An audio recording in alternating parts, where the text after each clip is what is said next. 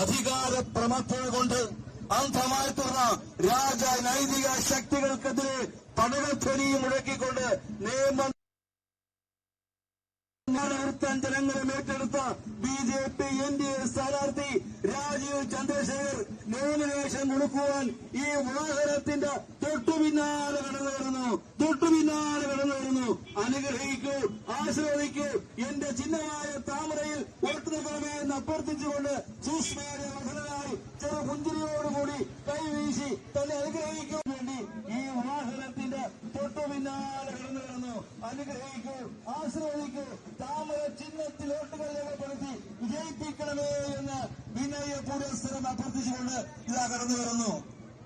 അധികാരപ്രമത്തത കൊണ്ട് അന്ധമായി തീർന്ന രാജനൈതിക ശക്തികൾക്കെതിരെ പടകധ്വനിയും മുടക്കിക്കൊണ്ട് BJP NDA സ്ഥാനാർത്ഥി രാജീവ് ചന്ദ്രശേഖർജി ഈ വാഹനത്തിന്റെ തൊട്ടുപിന്നാലെ കടന്നു വരുന്നു.